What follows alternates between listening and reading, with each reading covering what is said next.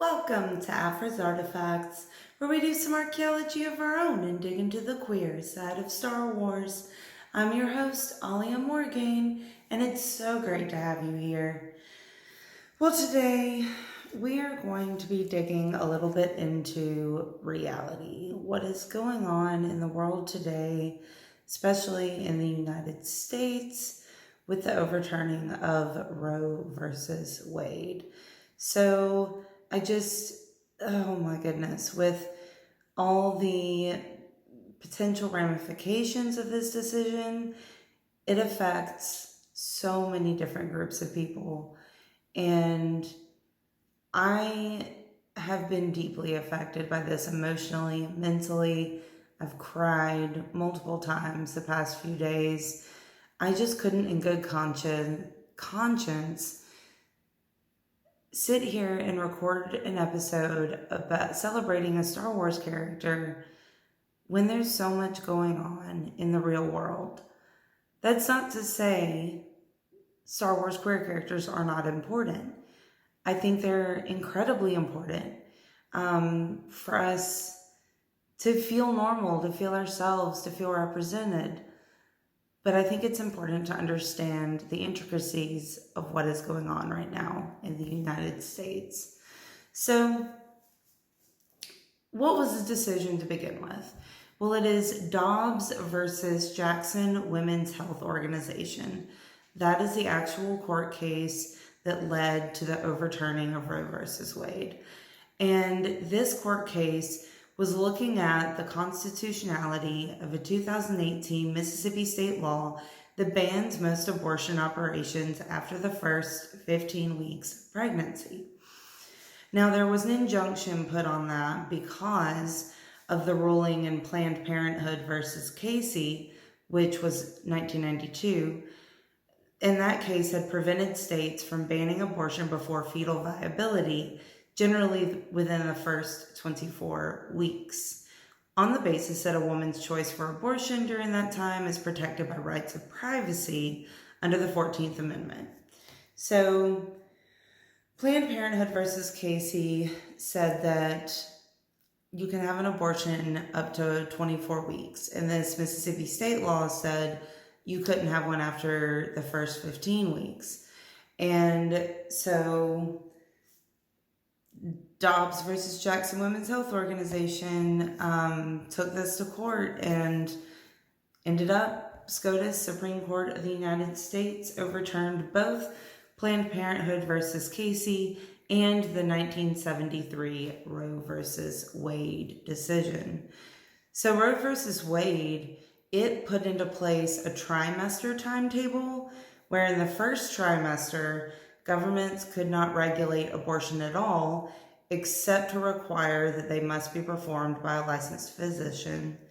During the second trimester, governments could regulate the procedure, but only for the purpose of protecting maternal health and not for protecting fetal life. After fetal viability, which includes the third trimester and the last few weeks of the second trimester, abortions could be regulated and even prohibited, but only if the laws provided exceptions for abortions necessary to save the life or health of the mother. So lots of protections in place, both for women and to the viable fetus. Roe versus Wade put all these into place. And when the leak happened, so the leak about the court's potential opinion, many states went ahead and put into place the laws that would be triggered by overturning the right to abortion. Those are very aptly named trigger bans. So Kentucky, Louisiana, and South Dakota had trigger bans that went into effect as soon as Roe versus Wade was overturned. So they're already in effect. Kentucky, Louisiana, and South Dakota already have abortion bans. Then you had Idaho, Texas, and Tennessee had trigger bans or have trigger bans that will go into effect 30 days past this past Friday, June 24th. And then finally we have North Dakota, Wyoming, Utah, Missouri, Oklahoma, Arkansas, and Mississippi that have trigger bans that will go into effect after a particular bit of red tape is dealt with. And then we have another group, actually, of states that have old, unenforced abortion bans that can now be enforced once a court order is lifted. Alabama Governor Kay Ivey referenced a court order that had halted Alabama's 2019 abortion ban and said in a statement that Alabama will immediately ask the court to strike down any legal barriers to enforcing this law. It's called the Alabama Human Protection Act. It does not protect against rape and incest, and even the Plan B pill is under attack. Only a serious medical emergency exists as an exemption. And from what I understand, from what I've read in the news, that court order has already been lifted. Alabama already has an abortion ban in place. An abortion ban that does not protect for rape and incest, and that's going after Plan B. That's terrifying. Some other state governments also oppose exemptions for rape and incest, and that includes South Carolina. Now, in a good turn of events, there are 16 states, along with Washington, D.C., that do have laws to protect abortion rights. So some states do have laws that protect abortion rights, but the vast majority of the people in power right now in state governments are putting bans in place. Another thing that may be affected by all this is in vitro fertilization procedures, because sometimes doctors will fertilize more than one egg, but only allow one to take root in a woman's womb. Is that doctor then killing an unborn life? That to me seems like a women's health issue, but clearly none of this has anything to do with women's health. So they're not thinking about that right now. Now, people have been throwing around the idea that, yes, we need to put more laws in place to these things that the Supreme Court wants to knock down, that we need to put laws in place so that they are written into stone.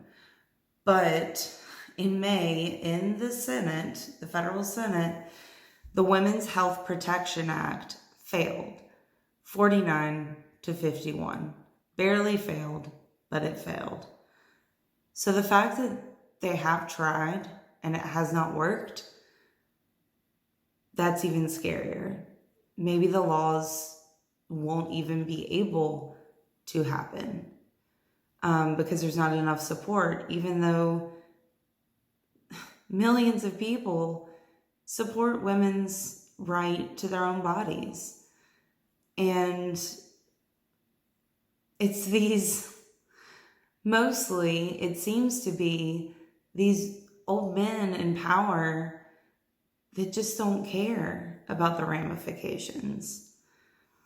So I did skim through the actual court opinion, and here's some excerpts from what was stated by the court when they released their opinion. So, in their super happy way, the authority to regulate abortion is returned to the people and their elected representatives. They make it sound like it's such a good thing, and I know they think it is, but I struggle with that. And then they say, in interpreting what is meant by liberty, the court must guard against the natural human tendency to confuse what the 14th Amendment protects with the court's own ardent views about the liberty that Americans should enjoy. Instead of seriously pressing the argument that the abortion right itself has deep roots, supporters of Roe and Casey contend that the abortion right is an integral part of a broader entrenched right. Roe termed this a right to privacy, and Casey described it as the freedom to make intimate and personal choices that are central to personal dignity. And they also said that as they get a little crazy in how they're stating their opinion, attempts to justify abortion through appeals to a broader right to autonomy and to define one's concept of existence prove too much. Those criteria, at a high level of generality, could license fundamental rights to illicit drug use, prostitution, and the like. So they're saying that allowing abortion could potentially allow for all these other things, which doesn't make any sense. Illicit drug use is illicit drug use. Their reasoning is crazy. And then they go into the fact that what sharply distinguishes the abortion right is that it has to do with potential life, unborn human being. And then they say this: Roe was also egregiously wrong and on a collision course with the Constitution from the day it was decided. Casey perpetuated its errors, calling both sides of the national controversy to resolve their debate. But in doing so, Casey necessarily declared a winning side. Those on the losing side, those who sought to advance the state's interest in fetal life, could no longer seek to persuade their elected representatives to adopt policies consistent with their views. The court short-circuited the democratic process by closing it to the large number of Americans who disagreed with Roe. So, in a democracy, in the kind of democracy we have in the United States, which is supposed to be about individual freedoms and human rights and all of that good stuff, yes, you're going to have people that disagree. No one's ever going to completely agree 100% on the same thing. That's just not going to happen. But saying that making a law was unfair to the people that disagreed with it is the dumbest reasoning I've ever heard. We're not going to allow this particular human right because some people disagree with it. That's what a democracy is. Not everyone's going to agree. It's insane. And then something I didn't put here in quotes, but part of their main reasoning for overturning Roe versus Wade is they said abortion has no historical roots in American tradition. Okay? Well, if you're looking at historical roots of American tradition, same-sex relationships and marriages, no, not traditionally part of our history. Interracial marriages, nope, not part of our history. Women's right to vote, no, not a traditional right. There are a lot of things that are not traditional rights. The Constitution was made to be a living document, a document that continually updated to reflect the times, reflect the people that it represented. It was not a document written to stay mired in history and tradition. That completely defies the entire purpose of the United States. And I just can't believe the reasoning these judges are using. But if we go down to the lovely Clarence Thomas and his concurring opinion, that man is on the crazy train. He said, in future cases, we should reconsider all of this court's substantive due process precedents, including Griswold, Lawrence, and Obergefell, because any substantive due process decision is demonstrably erroneous. We have a duty to correct the error established in these precedents. After overruling these demonstrably erroneous decisions, the question would remain whether other constitutional provisions guarantee the myriad rights that our substantive due process cases have generated. For example, we could consider whether any of the rights announced in this court's substantive due process cases are privileges or immunities of citizens of the United States, protected by the 14th Amendment. That is, again, Clarence Thomas in his concurring opinion. So the three cases that he mentions, Griswold versus Connecticut was a 1965 case that ruled it was illegal to ban married couples from using contraception. In Connecticut, it was freaking illegal for married couples to use contraception. What? It was in the 60s too. And so they ruled that that was illegal. SCOTUS did. And that case was a landslide case. It was cited in future cases involving contraceptive access in general, same-sex intimacy, and abortion.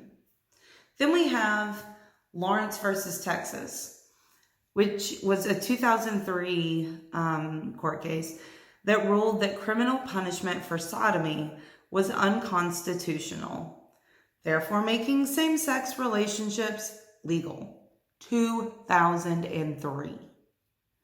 And then Obergefell versus Hodges, of course, is the 2015 court case that ruled that the fundamental right to marry is guaranteed to same-sex couples. Okay, I once said they gave same-sex couples rights. They gave us queer people rights. There's no way they're going to take away the rights they gave us. Well, they gave women rights, and they just took them away. So I was wrong. And I'm scared. Because these three these three court cases are integral to defining people as who they are, as people being human. And overturning any of these takes away so many fundamental rights, freedoms that people are guaranteed in the United States.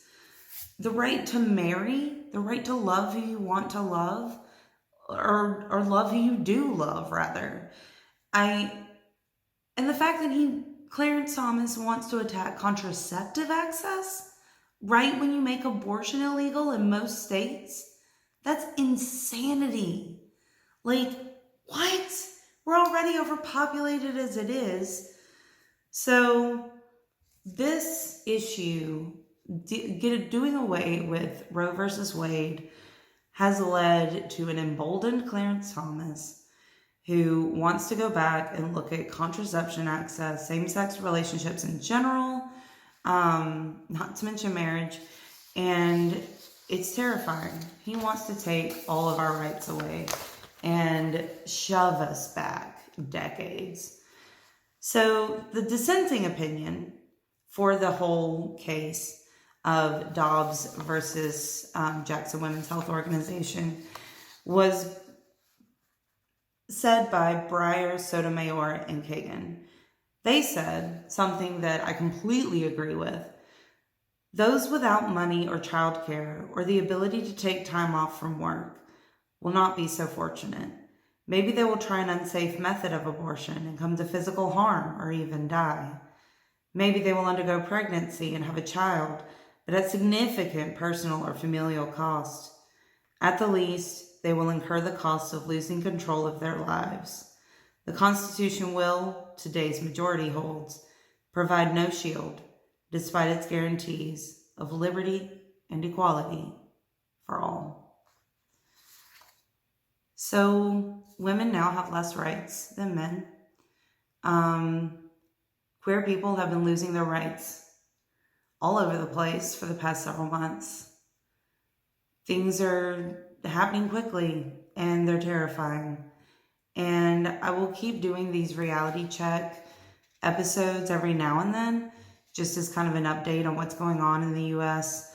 I just think it's really important when we are celebrating queerness and representation and that we need to include the issues that are happening in real life as well, because they affect fiction.